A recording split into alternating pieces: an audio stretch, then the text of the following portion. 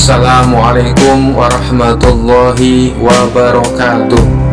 Bismillah, alhamdulillah, la hawla wa la quwata illa billah. Allahumma salli ala Sayyidina Muhammad wa ala ali Sayyidina Muhammad. Dikisahkan Abu Nawas sedang memberikan nasihat kepada murid-muridnya tentang bahayanya perempuan dan laki-laki berduaan yang bukan muhrimnya, karena hal itu bisa menimbulkan perbuatan maksiat. Sebab manakala perempuan dan laki-laki berduaan, orang yang ketiganya adalah setan. Kalian tahu kan siapa itu setan? Tanya Abu Nawas. Tahu Tuan Guru, setan adalah musuh manusia, jawab murid-muridnya. Kemudian salah satu muridnya bertanya, Tuan Guru, apakah kita boleh memukul setan? Dia kan musuhnya manusia. Dengan tersenyum Abu Nawas membalas, boleh, kalian boleh memukul setan. Bahkan bila perlu pakai tongkat kayu, jawab Abu Nawas. Tidak berapa lama kemudian, Abu Nawas kedatangan tamu seorang wanita dan laki-laki.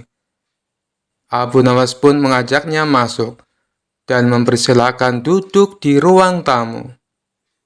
Ternyata tamu tersebut adalah sepasang kekasih yang akan melangsungkan pernikahan, dan tujuan mereka datang untuk meminta Abu Nawas supaya hadir di acara pernikahannya. Mereka meminta agar Abu Nawaslah yang memimpin doa di pernikahannya. Oh, baiklah. Kapan rencana pernikahannya? Tanya Abu Nawas. Besok lusa, Tuan Abu, jawab mereka. Ketika mereka sedang serius membicarakan rencananya, tiba-tiba beberapa anak murid datang dan menyerang Abu Nawas. Mereka memukulnya berkali-kali dengan menggunakan tongkat kayu. Hei, kalian apa-apaan? Tanya Abu Nawas sembari menahan rasa sakit. Kami sedang memukul setan, Tuan Guru, jawab muridnya serempak. Memukul setan? Apa maksud kalian? Tanya Abu Nawas keheranan. Bukankah tadi Tuan Guru bilang, bila ada seorang wanita dan laki-laki berduaan, maka orang yang ketiga adalah setan. Tuan Guru juga bilang, katanya kami boleh memukul setan. Bahkan kalau perlu pakai tongkat kayu, ujar salah satu muridnya. Seketika Abu Nawas menepuk jidat dan berkata, aduh, kalian pikir aku ini setan? Bukan begitu maksud saya, tutur Abu Nawas yang tengah menahan rasa sakitnya. Suatu hari, raja didatangi oleh orang miskin yang mengadukan suatu masalah. Apa masalahmu, Tuan?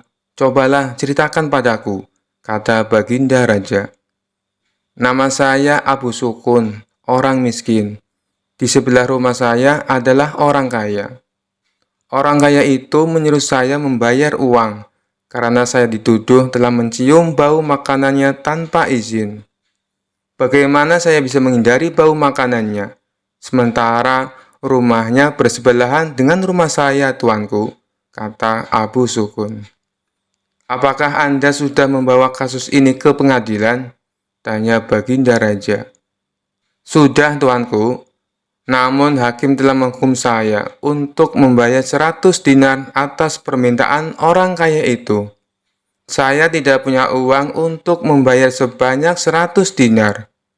Orang miskin seperti saya, dari mana saya bisa mendapatkan uang sebanyak itu? Jawab Abu Sukun dengan sedih. Jika hakim telah mengambil keputusan, itu artinya kamu bersalah dan harus membayar dendanya, kata baginda raja. Tiba-tiba Abu Nawas berbisik kepada raja.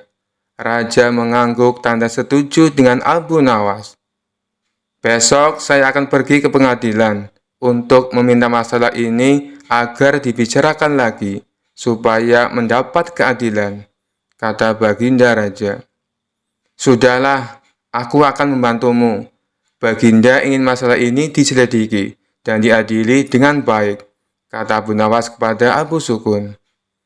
Tengah malam, Abu Nawas meminta raja untuk pergi ke rumah hakim. Tiba-tiba mereka mendengar percakapan di rumah hakim. Dengan cepat, Abu Nawas dan raja bersembunyi sambil mendengarkan percakapan dari dalam rumah hakim. Saya mendengar raja ingin kasus saya dibawa ke pengadilan lagi. Ini uang 100 dinar saya berikan pada Anda, agar kasus ini saya menangkan, kata si kaya. Raja pun terkejut dan marah.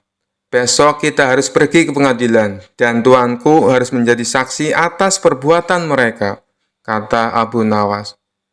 Keesokan harinya di pengadilan, Tuan Hakim, Abu Sukun telah mencium bau makanan dari rumah saya tanpa izin. Sebagai bukti, Abu Sukun semakin gemuk, sementara saya semakin kurus. Itu tidak adil, dan saya meminta agar Abu Sukun membayar 100 dinar untuk bau makanan yang sudah diciumnya, kata orang kaya. Di pengadilan, Abu Nawas adalah pengacara Abu Sukun. Abu Nawas berkata, Tuan Hakim, tidak adil jika Abu Sukun dihukum hanya karena mencium bau makanan saja. Sedangkan orang kaya ini yang memakan makanan dan merasa kenyang. Agar adil, saya usulkan supaya orang kaya ini dibayar dengan mendengar suara uang 100 keping dinar, kata Abu Nawas tegas. Sementara uang 100 dinar harus diberikan kepada Abu Sukun karena telah difitnah. Dan hakim sendiri akan dihukum oleh raja karena memakan 100 dinar uang suap dari orang kaya itu, kata Abu Nawas. Hakim pun kaget dan sangat malu ketika tindakannya juga terungkap. Benar Hakim, aku telah melihat dan mendengar dengan jelas tentang penipuanmu tadi malam, kata Baginda Raja. Raja Harun al-Rasyid sangat terkesan dengan penjelasan Abu Nawas dan memecat hakim karena tidak jujur dan memakan suap. Ingat, menjadi hakim kalau tidak benar dan adil akan dijebloskan ke neraka, kata Abu Nawas sambil memberi nasihat. Baginda Raja senang dan memberikan banyak hadiah kepada Abu Nawas. Suatu hari, Baginda Raja dilanda masalah yang membuatnya tidak bisa tidur. Sedangkan masalah yang dihadapinya hanya Baginda Raja sendiri yang tahu. Meskipun Baginda Raja banyak masalah, namun ia sengaja merahasiakannya dari orang-orang sekitar, baik kepada penasihat istana maupun Abu Nawas selaku sahabatnya tempat berkeluh kesah. Padahal sejatinya Baginda Raja ingin rasanya melupakan masalah yang menimpanya. Kalaupun bisa lari menghindar, tentulah ia akan melakukannya. Tapi kenyataannya, permasalahan yang dihadapi terasa seperti mengikutinya kemanapun Baginda Raja pergi. Sejak saat itu, Baginda Raja sering terlihat melamun seorang diri. Kemudian penasihat istana mendekati Baginda Raja. Maaf Paduka yang mulia, hamba perhatikan belakangan ini Paduka terlihat murung. Hamba khawatir Paduka nanti jatuh sakit. Adakah sesuatu yang Paduka pikirkan? Tanya penasihat istana. Tidak ada apa-apa, aku baik-baik saja. Kau urusi saja pekerjaanmu, jawab Baginda Raja dengan memalingkan wajahnya. Penasihat istana pun hanya terdiam. Ia merasakan gelagat bahwa Baginda Raja sedang dilanda masalah besar. Dikarenakan Baginda Raja tidak mau berterus terang, penasihat istana tidak berani membujuknya untuk menceritakan masalah yang dihadapinya. Makin hari sikap Baginda Raja makin tertutup, bahkan kini enggan menerima tamu. Hal ini membuat para pejabat istana menjadi sangat khawatir. Apa yang harus kita lakukan? Makin hari Baginda Raja terlihat mengkhawatirkan. Ini sangat buruk untuk kondisinya. Jangan sampai Baginda Raja jatuh sakit, kata salah seorang menteri. Aku juga cemas melihat sikap Baginda Raja belakangan ini. Aku sudah mencoba membujuknya supaya mau menceritakan masalah yang dialami. tapi ia malah memalingkan wajah. Baginda Raja memilih menutup diri, beber penasehat istana. Saya punya saran, bagaimana kalau masalah ini kita sampaikan kepada Abu Nawas? Biasanya dia tahu solusinya, ujar salah satu dari menteri. Ya, saya setuju dengan saran tersebut, balas lainnya. Maka beberapa menteri istana segera mendatangi rumah Abu Nawas. Melihat yang datang adalah para menteri, Abu Nawas sempat terkejut. Biasanya yang diutus Baginda Raja adalah prajurit istana. Kenapa kalian yang datang? Tanya Abu Nawas. Kami ke sini bukan diutus Baginda Raja, tapi atas kemauan sendiri, jawab para menteri. Kemudian para menteri ini memberitahu Abu Nawas tentang keadaan yang menimpa Baginda Raja. Kami semua sudah berusaha memberi perhatian, tapi Baginda Raja selalu menutup diri, kata salah satu menteri. Baiklah, aku akan mencoba menghiburnya. Mari kita ke istana sekarang, ajak Abu Nawas. Singkat cerita, Abu Nawas menghadap Baginda Raja. Ia lalu bercerita kisah-kisah jenaka di hadapan Baginda Raja, berharap bisa terhibur dan tertawa. Tapi ternyata tidak ada reaksi apapun. Baginda Raja hanya terdiam, malah meninggalkan Abu Nawas lalu masuk ke kamarnya. Selepas Baginda Raja pergi, para menteri segera menghampiri Abu Nawas. Bagaimana ini Abu Nawas? Kamu lihat sendiri kan? Ucap mereka. Sepertinya Baginda Raja sedang mengalami masalah berat. Biarkan aku pulang dulu. Aku akan memikirkan cara untuk mengatasi masalah ini, ucap Abu Nawas. Setibanya di rumah, Abu Nawas terus memikirkan cara terbaik memecahkan masalah ini.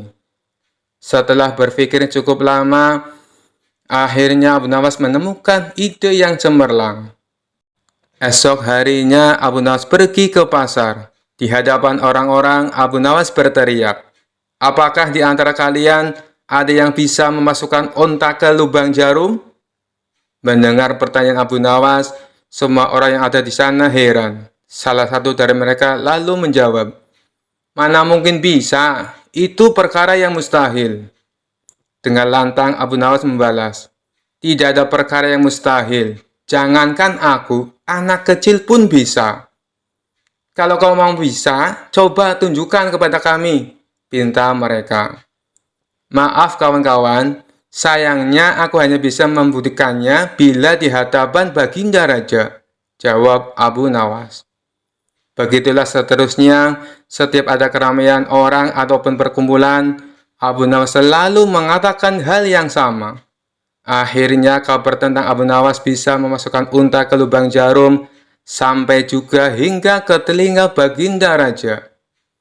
Awalnya Baginda Raja tidak terlalu memperdulikannya, tapi lama-kelamaan timbul juga rasa penasaran pada dirinya. Maka diperintahkanlah beberapa pengawal istana memanggil Abu Nawas. "Tuan Abu Nawas, Anda diperintah Paduka untuk datang ke istana," ucap seorang prajurit. "Benarkah?" tanya Abu Nawas memastikan. "Benar Tuan Abu Nawas," jawab dia. "Rencanaku akhirnya berhasil," pikir Abu Nawas. "Oh iya, bagaimana kondisi Baginda Raja sekarang?" tanya Abu Nawas lagi. "Baginda masih sering mengurung diri dan sering tampak termenung," jawab salah satu prajurit. "Baiklah, aku akan ke sana sekarang," balas Abu Nawas. Tidak lama kemudian, Abu Nawas sampai di istana menghadap Baginda Raja. "Wahai Abu Nawas, aku dengar kau bisa memasukkan seekor unta ke lubang jarum. Kau bersedia membuktikannya bila di hadapanku. Benarkah itu?" tanya Baginda Raja. "Benar Paduka yang mulia," jawab Abu Nawas. "Bagaimana mungkin? Aku rasa itu perkara yang mustahil," balas Baginda Raja. "Di dunia ini tidak ada yang mustahil, Paduka," ujar Abu Nawas. "Baiklah, sekarang coba kau buktikan," perintah Baginda Raja. "Caranya mudah, Paduka. kita tinggal membuat jarum yang lubangnya lebih besar daripada seekor unta. Dengan begitu, kita bisa memasukkannya dengan mudah. Bahkan anak kecil pun bisa, jawab Abu Nawas menjelaskan. Kalau caranya seperti itu, semua orang pun bisa melakukannya. Berarti kau telah menipu semua orang, termasuk aku, ucap Baginda Raja. Hamba tidak pernah menipu siapapun, dan hamba juga tidak pernah menipu Paduka. Hamba tidak pernah mengatakan bahwa jarum hamba yang maksud adalah jarum kecil, balas Abu Nawas. Iya, itu benar. Tapi apa maksud dari pernyataanmu ini? Tanya Baginda Raja. Hamba hanya ingin mengatakan bahwa ada hikmah dari pernyataan ini, jawab Abu Nawas. Hikmah? Hikmah dari mana? Tanya Baginda Raja heran. Bukankah tadinya Baginda Raja tidak percaya kalau hamba bisa memasukkan unta ke lubang jarum? Tapi setelah hamba jelaskan, Baginda Raja baru mempercayainya. Begitu juga dengan permasalahan yang sedang kita hadapi. Sebesar apapun masalah, sebesar apapun bebannya, tapi kalau hati kita lebih besar, hati kita lebih luas saat menghadapinya, maka semua masalah akan terasa lebih ringan. Itulah gambaran seekor unta bila dimasukkan ke lubang jarum. Sepintas saat kita menghadapinya, pasti itu mustahil dilakukan. Tapi bila hati kita luas dan besar, maka pikiran kita juga akan mengikuti. Dan pada akhirnya, masalah yang kita anggap mustahil bisa diatasi menjadi mudah dan ringan untuk dijalani. Bagaimana kita akan bisa tenang bila kita menghadapi masalah dengan hati yang sempit? Tutur Abu Nawas. Seketika Baginda Raja terdiam. Ia terus merenungi ucapan Abu Nawas. Suasana pun mendadak menjadi hening. Tidak berapa lama Baginda Raja pun berkata, "Terima kasih Abu Nawas, kau telah menyadarkanku. Selama ini aku memang sedang dilanda masalah, dan hatiku sempit menghadapinya, sehingga pikiranku juga ikut menjadi buntu," ujar Baginda Raja. Sejak kejadian itu, kini Baginda Raja mulai terlihat ceria. Ia tidak lagi terlihat murung seperti hari-hari sebelumnya. Permasalahan bukanlah hal untuk dilamunkan, melainkan dihadapi dengan hati yang besar, maka akan tercipta solusi dari sebuah pemikiran yang jernih. Pada suatu hari, Abu Nawas dibuat kaget bukan main ketika seorang utusan Baginda Raja datang ke rumahnya. Ia harus menghadap Baginda Raja secepatnya. Entah permainan apa lagi yang harus dihadapi kali ini. Setelah tiba di istana, Baginda Raja menyambut Abu Nawas dengan sebuah senyuman. "Akhir-akhir ini, aku sering mendapat gangguan perut. Kata tabib pribadiku, aku kena serangan angin," ucap Baginda Raja memulai pembicaraan. "Ampun tuanku, apa yang bisa hamba lakukan hingga hamba dipanggil?" "Aku hanya ingin engkau menangkap angin dan memenjarakannya," jawab Baginda Raja. Abu Nawas pun hanya terdiam, tak ada sepatah kata pun keluar dari mulutnya. Ia tidak memikirkan bagaimana cara menangkap angin nanti, tetapi ia bingung bagaimana cara membuktikan bahwa yang ditangkap itu memang benar-benar angin. Karena angin tidak bisa dilihat, tidak ada benda yang lebih aneh dari angin. Tidak seperti halnya air, walaupun tidak berwarna tetapi masih bisa dilihat. Sedangkan angin tidak. Baginda hanya memberi waktu Abu Nawas tidak lebih dari 3 hari. Abu Nawas pun pulang membawa pekerjaan rumah dari Baginda Raja. Namun Abu Nawas tidak terlalu bersedih, karena berpikir sudah merupakan bagian dari hidupnya, bahkan sudah merupakan suatu kebutuhan. Ia yakin bahwa dengan berpikir akan menemukan jalan keluar dari kesulitan yang ia hadapi. Dengan berpikir pula, ia yakin bisa menyumbangkan sesuatu kepada orang lain yang membutuhkan, terutama orang-orang miskin. Abu Nawas memang kerap mendapatkan sepundi penuh uang emas hadiah dari Baginda Raja atas kecerdikannya. Tetapi sudah 2 hari ini, Abu Nawas belum juga mendapat akal untuk menangkap angin, apalagi memenjarakannya. Sedangkan besok adalah hari terakhir yang telah ditetapkan oleh Baginda Raja. Abu Nawas hampir saja putus asa. Abu Nawas benar-benar tidak bisa tidur walau hanya sekejap. Mungkin sudah takdir, kali ini Abu Nawas harus menjalani hukuman karena gagal melaksanakan perintah Baginda Raja. Ia pun berjalan gontai menuju istana. Di tengah-tengah kepasrahannya kepada takdir, ia teringat akan sesuatu, yaitu Aladin dan lampu wasiatnya. Bukankah jin itu tidak terlihat? Abu Nawas bertanya pada diri sendiri. Ia bercingkrak kegirangan dan segera berlari pulang. Sesampainya di rumah, ia secepat mungkin menyiapkan segala sesuatunya kemudian menuju istana. Di pintu gerbang istana, Abu Nawas langsung dipersilahkan masuk oleh para pengawal karena Baginda Raja sedang menunggu kehadirannya. Dengan tidak sabar, Baginda langsung bertanya kepada Abu Nawas. "Sudahkah engkau berhasil memenjarakan angin, hai Abu Nawas?" tanya Baginda Raja. "Sudah, Paduka Yang Mulia," jawab Abu Nawas dengan muka berseri-seri sambil mengeluarkan botol yang sudah disumbat. Kemudian Abu Nawas menyerahkan botol itu, dan Baginda Raja pun menimbang-nimbang botol tersebut. "Mana angin itu, hai Abu Nawas?" tanya Baginda Raja. "Di dalam, Tuanku Yang Mulia," jawab Abu Nawas penuh rasa hormat. "Aku tak melihat apa-apa," kata Baginda Raja lagi. "Ampun Tuanku, memang angin tidak bisa dilihat, tetapi bila Paduka ingin tahu angin, botol itu harus dibuka terlebih dahulu," kata Abu Nawas menjelaskan. Setelah tutup botol dibuka, Baginda mencium bau busuk, bau kentut yang begitu menyengat hidung. "Bau apa ini, hai Abu Nawas?" tanya Baginda marah. "Ampun Tuanku Yang Mulia, tadi hamba buang angin dan hamba masukkan ke dalam botol. Hamba takut angin yang hamba buang itu keluar, maka hamba memenjarakannya dengan cara menyumbat mulut botol," kata Abu Nawas ketakutan. Mendengar penjelasan Abu Nawas, Baginda Raja pun tidak jadi marah, karena penjelasannya memang masuk akal. "Kamu memang pintar, Abu Nawas," puji Baginda Raja. "Baginda," panggil Abu Nawas. "Ya, Abu Nawas," sahut Baginda Raja. "Hamba sebenarnya cukup pusing memikirkan cara melaksanakan tugas memenjarakan angin ini," keluh Abu Nawas. "Lalu, apa maksudmu, Abu Nawas?"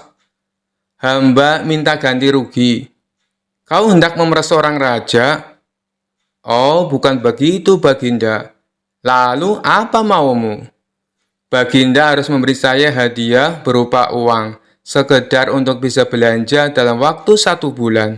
Kalau tidak," tantang Baginda Raja, "kalau tidak, hamba akan menceritakan kepada halayak ramai bahwa Baginda telah dengan sengaja mencium kentut hamba," tantang Abu Nawas. "Hah?" Baginda kaget dan jengkel, tapi kemudian tertawa terbahak-bahak. "Baik, permintaanmu kukabulkan," ujar Baginda Raja mengakhiri percakapan. Dikisahkan pada saat itu Harun al-Rasyid menunjuk kawannya untuk menjabat sebagai gubernur di kota Abu Nawas tinggal.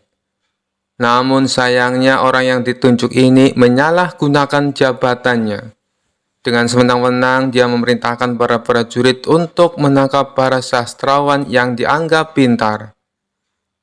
Setelah beberapa sastrawan berhasil ditangkap, mereka dihadapkan kepada gubernur yang baru itu. Satu persatu di antara mereka ditanya oleh sang gubernur. "Menurutmu, saya gubernur yang adil atau zalim?" tanya sang gubernur. "Anda adalah gubernur yang zalim," jawab sastrawan yang pertama. Sang gubernur terperanjat dengan jawaban tersebut. "Apa alasanmu?" tanya sang gubernur. "Karena Anda telah menangkap kami tanpa sebab," jawab sastrawan pertama. "Prajurit, masukkan dia ke dalam penjara. Besok dia harus dihukum mati," pinta sang gubernur. Sastrawan berikutnya dipanggil dan diberi pertanyaan yang serupa. "Menurutmu, saya gubernur yang adil atau zalim?" tanya sang gubernur. "Tuanku adalah gubernur yang adil," jawab sastrawan yang kedua. "Apa alasanmu?" tanya sang gubernur kembali. "Karena tuanku sangat memperhatikan rakyatnya," jawab sastrawan tersebut. "Kamu pembohong. Prajurit, masukkan dia ke dalam penjara. Besok dia harus dihukum mati," kata sang gubernur. Begitulah seterusnya, apabila dijawab adil ataupun zalim, sang gubernur tetap memberikan hukuman mati pada para sastrawan. Kemudian, beberapa sastrawan yang belum tertangkap mendatangi rumah Abu Nawas. "Tolonglah kami, Abu Nawas. Beberapa kawan kita dijatuhi hukuman mati," kata mereka penuh khawatir. Abu Nawas terkejut mendengarnya. "Kenapa gubernur melakukan hal itu? Bagaimana ceritanya?" tanya Abu Nawas heran. "Kami sendiri tidak tahu, Abu Nawas. Tanpa sebab, gubernur yang baru menangkapi para sastrawan di kota kita. Lalu mereka ditanya satu persatu, apakah dia gubernur yang adil atau zalim. Bila jawabannya zalim, akan dihukum mati. Bila jawabannya adil, juga tetap akan dihukum mati," kata mereka menjelaskan. "Pasti gubernur sakit. Dia sudah tidak waras," ucap Abu Nawas. "Itulah kenapa kita ke sini, Abu Nawas. Kita mendatangimu agar kau menyelamatkan kawan-kawan kita. Sebab rencananya besok kawan-kawan kita akan dihukum mati," tutur mereka. "Baiklah, aku akan ke istana gubernur sekarang juga. Kalian pulanglah," ucap Abu Nawas. Maka berangkatlah Abu Nawas ke istana. Sesampainya di tempat gubernur, Abu Nawas langsung menghadap sang gubernur. Melihat kehadiran Abu Nawas, sang gubernur langsung emosi. "Ngapain kau datang ke istanaku?" tanya sang gubernur. "Saya mendengar kabar Anda menyuruh beberapa prajurit untuk menangkapi para sastrawan pintar di kota ini. Tapi kenapa aku tidak ditangkap? Saya sangat tersinggung," jawab Abu Nawas. "Oh, jadi kamu menganggap dirimu bagian dari mereka?" tanya sang gubernur. "Tentu saja, masyarakat di kota ini tahu siapa aku. Aku adalah sastrawan terpandai di kota ini," balas Abu Nawas. "Baiklah, Algojo, tangkap Abu Nawas dan penggal lehernya," perintah sang gubernur. "Tunggu dulu, sebelum leherku dipenggal, perintahkan Algojomu agar jangan sampai merusak rambutku, sebab aku baru saja keluar dari tukang cukur," sahut Abu Nawas. Mendengar itu, sang gubernur langsung tertawa terpingkal-pingkal. "Itulah jiwa kesatria yang aku kagumi darimu. Aku mengampunimu, Abu Nawas," kata sang gubernur. "Bolehkah aku meminta satu permintaan?" tanya Abu Nawas. "Apa permintaanmu? Katakan saja," jawab sang gubernur. "Saya juga minta pengampunan untuk kawan-kawanku," pinta Abu Nawas. Sejenak sang gubernur terdiam.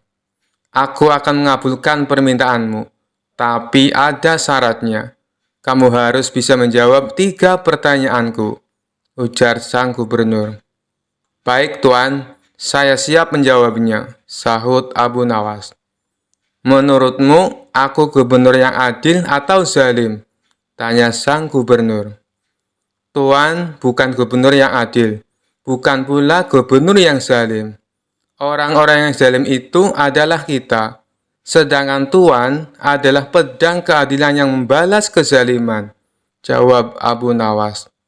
"Luar biasa, jawabanmu sungguh menakjubkan, Abu Nawas. Sekarang pertanyaan yang kedua. Mana yang lebih bermanfaat, matahari atau bulan? Tanya sang gubernur.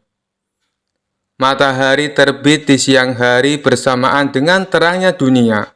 Maka menurutku matahari kurang bermanfaat. Sementara bulan terbit di waktu malam yang menerangi dunia dan menjadikannya seperti siang. Maka menurutku manfaat bulan lebih besar, jawab Abu Nawas. Sang gubernur pun tertawa dengan jawaban Abu Nawas. Meskipun nyeleneh tapi masuk akal. Baiklah Abu Nawas, sekarang pertanyaan yang terakhir. Menurutmu warna angin itu apa? Tanya sang gubernur. Warna angin itu merah, Tuan, jawab Abu Nawas enteng. Apa alasanmu? Tanya sang gubernur kembali. Kalau kita masuk angin, lalu badan kita dikerok, pasti akan muncul warna merah pada tubuh kita. Itu menunjukkan kalau anginnya sedang keluar. Berarti warna angin itu adalah merah, jawab Abu Nawas. Untuk kedua kalinya sang gubernur dibuatnya tertawa terpingkal-pingkal. Kamu memang cerdik Abu Nawas. Kamu mendapatkan apa yang kau inginkan. Ternyata apa yang dikatakan Baginda Raja tentangmu memang benar Abu Nawas, tutur sang gubernur. Abu Nawas spontan kaget mendengar nama Baginda Raja disebut. Maksudnya Tuan bagaimana? Tanya Abu Nawas penasaran. Sebelum aku ditugaskan kemari, Baginda Raja memberitahu saya kalau di kota ini banyak sastrawan pintar, dan di antara sastrawan yang paling cerdik adalah kamu. Saya berniat memanggil mereka untuk saya kasih hadiah, tapi sebelumnya saya ingin mengerjai mereka dulu. Ternyata kamu malah datang untuk membantu mereka. Dan ini adalah suatu kesempatan bagi saya untuk menguji kecerdasanmu, jelas sang gubernur. Jadi, hukuman mati yang Tuhan berikan hanya pura-pura? Tanya Abu Nawas kaget. Benar Abu Nawas, saya hanya ingin mengerjai mereka sebelum aku memberikan hadiah kepada mereka, jawab sang gubernur. Abu Nawas pun terdiam sejenak. Kurang ajar. Ternyata aku masuk ke dalam perangkapnya. Tunggu saja pembalasanku nanti, ucap Abu Nawas dalam hati. Dikisahkan seperti biasa setiap pagi Abu Nawas pergi ke hutan untuk mencari kayu bakar. Kali ini Abu Nawas mendapatkan kayu lebih banyak dari biasanya. Ia pun tak lupa memanjatkan syukur kepada Allah. Karena kayu bakar yang banyak ini akan menghasilkan uang yang melimpah, pikir Abu Nawas. Tapi saat dia hendak memanggul kayu tersebut, Abu Nawas tak mampu melakukannya. Kemudian lewat dua orang kawan Abu Nawas. Abu Nawas, kamu tidak akan mampu memikulnya sendirian, kata kawan Abu Nawas. Iya, saya tahu. Kebetulan sekali kalian datang. Maukah kalian membantuku meletakkan kayu ini di punggungku? Pinta Abu Nawas. Maaf Abu Nawas, kami juga ada kepentingan mendesak. Kami tak bisa membantumu. Semoga Allah menolongmu, kata kawannya. Mereka berdua pun pergi meninggalkan Abu Nawas. Bilang saja tidak mau bantu, tidak usah banyak alasan, gerutu Abu Nawas dalam hatinya. Dengan sekuat tenaga, Abu Nawas mengangkut kayu itu seorang diri. Namun, kejadian naas dialaminya. Ia terpeleset dan jatuh. Kayu-kayu yang dibawanya pun jatuh berserakan di mana-mana. Abu Nawas melirik ke arah sekitarnya, akan tetapi tidak ada seorang pun di situ untuk dimintai bantuan. Tiba-tiba, lewatlah seseorang yang perawakan tinggi dan besar. Kawan, tunggu dulu. Sudikah engkau membantuku mengumpulkan kayu bakar yang berserakan dan meletakkannya di punggungku? Pinta Abu Nawas. Upah apa yang akan kau berikan bila aku membantumu? Tanya lelaki itu. Tidak ada sesuatu apapun, jawab Abu Nawas. Baiklah, balas lelaki tersebut dengan tersenyum. Ia lalu membantu Abu Nawas mengumpulkan kayu yang berserakan dan meletakkannya di punggung Abu Nawas. Kemudian, Abu Nawas melanjutkan perjalanannya menuju pasar. Dari hasil penjualan kayunya, Abu Nawas mendapatkan uang yang cukup banyak. Saat dia hendak pulang, tiba-tiba ia dihadang lelaki yang telah menolongnya. Lelaki itu menjulurkan tangannya sambil berkata, "Mana upahku?" kata pria penolong Abu Nawas. "Upah yang mana?" tanya Abu Nawas dengan herannya. "Bukannya tadi kamu mengatakan akan memberiku upah?" balas lelaki tersebut. Maka terjadilah percekcokan di antara mereka berdua. Karena tidak ada yang mau mengalah, lalu mereka sepakat untuk membawa masalah ini ke hadapan Tuan Hakim. Singkat cerita, sampailah mereka berdua di hadapan Tuan Hakim. Mereka lalu mengadukan masalahnya pada Tuan Hakim. "Abu Nawas sudah berjanji akan memberi saya upah, tapi ketika saya minta, dia tidak mau memberikannya," ujar lelaki itu. "Benar begitu, Abu Nawas?" tanya Tuan Hakim. "Ya, benar. Tapi saya menjawabnya tidak ada sesuatu apapun. Namun, dia memaksa saya untuk memberikan upah," kata Abu Nawas membela diri. "Apapun janjimu, kamu harus memberikannya, Abu Nawas. Saya kira ini adalah keputusan yang adil untuk kalian berdua," tutur Tuan Hakim. Mendengar keputusan Dewan Hakim, Abu Nawas hanya terdiam. Ia pun mulai menangkap maksud dari ucapan Tuan Hakim. "Baiklah, Tuan Hakim, saya akan memberikan dia upah sesuai dengan janji saya," ucap Abu Nawas. Abu Nawas lalu mengambil kantong kosong di sakunya dan memberikannya kepada lelaki tersebut. Betapa girangnya lelaki itu, ia segera meraih kantong dari Abu Nawas dan tangannya merogoh ke dalam kantong itu. Menyadari bahwa itu adalah kantong kosong, lelaki tersebut menjadi marah. "Apa-apaan ini, Abu Nawas? Menipu Tuan Hakim? Ia memberikan kantong kosong," tanya lelaki itu mengadu. "Apa isi kantong itu?" tanya Tuan Hakim. "Tidak ada sesuatu apapun, Tuan Hakim," jawab lelaki tersebut. "Kalau begitu, Abu Nawas berarti sudah membayar upahnya." "Bukankah Abu Nawas menjawab kalau upahnya adalah tidak ada sesuatu apapun?" jelas Tuan Hakim. "Dengan ini, permasalahan kalian saya anggap selesai. Silahkan kalian berdua pulang ke rumah masing-masing," ucap Tuan Hakim. Dikisahkan Abu Nawas mempunyai tetangga seorang ateis. Ateis merupakan keyakinan yang tidak mempercayai adanya Tuhan. Meskipun demikian, Abu Nawas tetap menghormati tetangganya yang ateis itu. Apabila Abu Nawas mendapatkan rezeki yang berlebih, ia selalu berbagi dengan para tetangga, termasuk tetangganya yang ateis itu. Begitupun sebaliknya, tetangganya yang ateis itu selalu berbagi kepada Abu Nawas jika dia mendapat rezeki yang banyak. Mereka hidup rukun dan saling menghormati, meskipun keyakinan mereka berbeda. Namun ada satu hal yang membuat tetangga ateis ini kesal dengan perilaku Abu Nawas. Pasalnya, setiap orang ateis ini akan berangkat kerja, Abu Nawas selalu berkata padanya, "Alhamdulillah," saat melewati depan rumahnya. Sebenarnya ucapan tersebut bukan untuk mengolok-olok tetangganya yang ateis itu. Hal itu karena Abu Nawas selalu mengatakan Alhamdulillah kepada siapa saja yang lewat di depan rumahnya dan sudah menjadi kebiasaannya. Lama-kelamaan tetangga ateis ini merasa tidak nyaman dan terganggu dengan ucapan tersebut. Suatu pagi saat hendak berangkat kerja, ia melihat Abu Nawas sudah duduk di depan rumah. Saat dirinya melintas tepat di depan rumah Abu Nawas sambil tersenyum terdengar ucapan Alhamdulillah. Marahlah tetangga ateis itu. "Tidak ada Tuhan," teriaknya dengan mata melotot. Abu Nawas pun terkejut melihat tetangganya yang tiba-tiba marah. "Hei kawan, kenapa kau begitu emosi? Apa salah saya?" tanya Abu Nawas heran. "Aku tidak suka dengan ucapanmu," Jangan ucapkan kata-kata itu di depanku, bentak orang ateis itu.